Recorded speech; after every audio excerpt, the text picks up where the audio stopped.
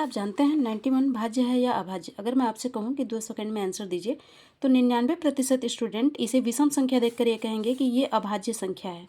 तो आज इसी राज से पर्दा उठने वाला है। आप वीडियो में एंड तक बने रहें। आपको मैं आज भाज्य और अभाज्य से रिलेटेड सभी ट्रिक्स और कुछ ऐसे टिप्स बताऊंगी जिनसे आपका भाज्य और अभाज्य हमेशा के लिए कन्फ्यूजन खत्म हो जाएगा। सबसे पहले समझते हैं भाज्य संख्याएं क्या होती हैं। ऐसी संख्याएं जिसके 2 से ज़्यादा गुणनखंड होते हैं भाज्य संख्याएं कहलाती हैं। एग्जाम्पल के तौर पे अगर हम 4 देखें तो 4 का जो गुणनखंड है 2, 2, 1, और यहाँ पे अगर इस तरीके से देखें तो 1, 2 और 4 ये 3 गुणनखंड है इसके, मतलब ये यहाँ पे भाज्य संख्याएं हैं। आपको याद करने का एक शॉर्ट ट्रिक, भाज्य संख्या मतलब 2 से ज़्यादा गुणनखंड होने चाहिए। एक बहुत ही एग्जाम हैक्स आपके लिए कि 2 ही एकमात्र सम अभाज्य संख्या है, बाकी जितनी भी सम संख्याएं हैं सभी भाज्य होंगी, लेकिन 2 एक ऐसी सम संख्या है जो कि अभाज्य है, क्योंकि आप देख लीजिए कि 2 के जो गुणनखंड होंगे वो केवल 1 और 2 ही होगा, इसके अलावा तीसरा कोई भी नहीं है। बात करते हैं अभाज्य संख्याओं की, तो ऐसी संख्याएं जिनके केवल 2 ही गुणनखंड हों, पहला 1 और दूसरी वह संख्या खुद, तो ऐसी संख्याएं अभाज्य संख्याएं कहलाती है। एग्जाम्पल के तौर पे आप देख लीजिए 17। 17 के केवल 2 ही गुणनखंड होते हैं, 1 और 17। 2 का केवल 2 ही गुणनखंड होता है, 1 और 2। एक कॉमन मिस्टेक जो आम स्टूडेंट्स करते हैं कि सभी विषम संख्याएं अभाज्य होती हैं, ये बहुत बड़ी गलतफहमी है। क्योंकि अगर आपसे जनरली पूछा जाए कि 9 भाज्य है या अभाज्य, तो विषम देखते ही दिमाग में आता है कि ये संख्या अभाज्य होनी चाहिए, लेकिन ये संख्या भाज्य है, क्योंकि 9 के जो गुणनखंड होंगे वो होगा 1, 3 और 9। यहाँ पे 3 गुणनखंड हो गए, मतलब ये संख्या भाज्य संख्या है, अभाज्य नहीं। कुछ एग्जाम ट्रप देखें कि एक ना तो भाज्य है ना ही अभाज्य। 99% लोग ऐसा मानते हैं कि एक जो भाज्य होगा या अभाज्य होगा, तो मैं आपको बता दूं कि एक ना तो भाज्य होता है ना ही अभाज्य होता है, क्योंकि एक का केवल और केवल एक ही गुणनखंड होता है, इसलिए ये न तो भाज्य है ना ही अभाज्य है। अगर सबसे छोटी अभाज्य संख्या की बात करें तो वो 2 होगी, लेकिन सबसे बड़ी अभाज्य संख्या नहीं होती है, क्योंकि संख्याएं अनंत तक होती हैं। आप एक चीज़ और याद रखिएगा कि भाज्य और अभाज्य संख्याओं का कॉन्सेप्ट केवल धनात्मक पूर्णांकों के लिए ही लागू होता है। एक GIMPS द्वारा खोजी गई अब तक की सबसे बड़ी अभाज्य संख्या जो है वो ये है, लेकिन इसे भी सबसे बड़ी अभाज्य संख्या नहीं कहा जा सकता, क्योंकि संख्याएं अनंत हैं और खोज अभी सिर्फ इतनी ही हो पाई है। अब अगर एग्जामिनेशन में आए कि भाज्य और अभाज्य संख्याओं को हम कैसे पहचानें, तो उसके लिए मैं आपको यहाँ पे 5 ट्रिक्स बताने वाली हूँ। आप वीडियो को बिल्कुल एंड तक देखेंगे। Trick number 1, last digit. Last digit मतलब यदि किसी संख्या का लास्ट अंक जो है वो 0, 2, 4, 5, 6, 8 है, तो वो संख्याएं अभाज्य नहीं हो सकती, वो संख्याएं भाज्य ही होंगी, सिर्फ 2 और 5 को छोड़कर। मतलब अगर किसी संख्या में इकाई का अंक 2 और 5, सिर्फ 2 और 5 है, वो सिंगल संख्या है 2 और 5, तो वो संख्याएं अभाज्य होंगी। उसके अलावा अगर कहीं भी इकाई के अंक में 0, 2, 4, 5, 6 या 8 है, तो वो संख्याएं अभाज्य नहीं हो सकती। एग्जाम्पल 45।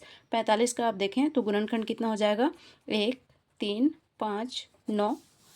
28 का देखें तो 1, 4, 7, 2। 60 का देखें तो 1, 2, 3, 4, 5, 6। तो इस तरीके से ये संख्याएं जो हैं वो अभाज्य नहीं हैं। दूसरा ट्रिक है डिजिट सम ट्रिक्स, मतलब किसी भी संख्या के अंकों को जोड़ने पर अगर वो 3 या 9 से विभाजित होती हैं तो वो अभाज्य नहीं हो सकती। एग्जाम्पल 27 और 36। यहाँ पे देखिए सम भी है विषम भी है, इनके अंकों को जोड़ दें अगर हम तो 2 और 7 कितना हो गया, 9।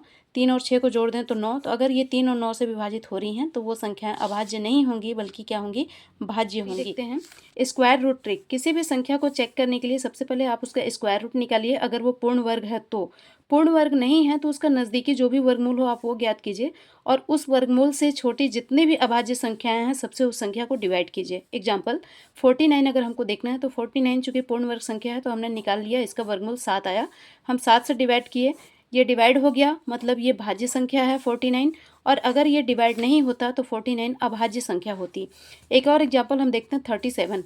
चूँकि 37 पूर्ण वर्ग संख्या नहीं है तो इसका वर्गमूल नहीं निकल पाएगा, इसका वर्गमूल लगभग 6 के आसपास होगा। तो अब हमको करना ये है कि 6 से छोटी जितनी भी अभाज्य संख्याएं हैं सबसे हमें भाग देना है। तो हमने यहाँ 6 से भाग दे दिया, तो जब हम 6 से भाग देंगे तो दशमलव संख्या मिलेगी, मतलब ये एक अभाज्य संख्या है।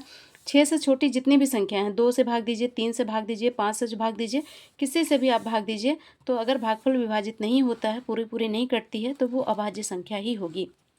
नेक्स्ट है स्मॉल प्राइम नंबर्स रिमेंबर।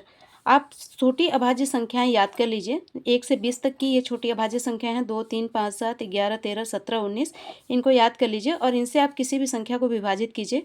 अगर वो भाज्य नहीं हैं तो अभाज्य संख्याएं होंगी, विभाजित नहीं होती हैं तो अभाज्य संख्या होगी। जैसे 151 हमने 19 से डिवाइड किया, 7.9 आया, मतलब ये 151 जो है ये अभाज्य संख्या है। सबसे लास्ट और एक पैटर्न ट्रिक है आपके लिए कि 2 और 3 के बाद अधिकतर अभाज्य संख्याएं 6n+1 के रूप में होती हैं। उदाहरण के लिए 6 × 4 ऋण 1, 6 चौको 24 ऋण 1 कितना हो गया 23, और 6 × 5 धन 1 करेंगे तो 31। तो ये दोनों ही अभाज्य हैं, लेकिन 6 × 4 धन 1 करेंगे तो ये आएगा 25, जो कि भाज्य संख्या है। तो यहाँ पर ये एक आपके लिए बहुत ही महत्वपूर्ण है कि कहीं भी अगर 6n+-1 का पैटर्न है तो वो संख्याएं हमेशा अभाज्य होंगी, ऐसा नहीं हो सकता। लेकिन अभाज्य संख्याएं 6n+-1 के फॉर्म में होती हैं, ये कहा जा सकता है।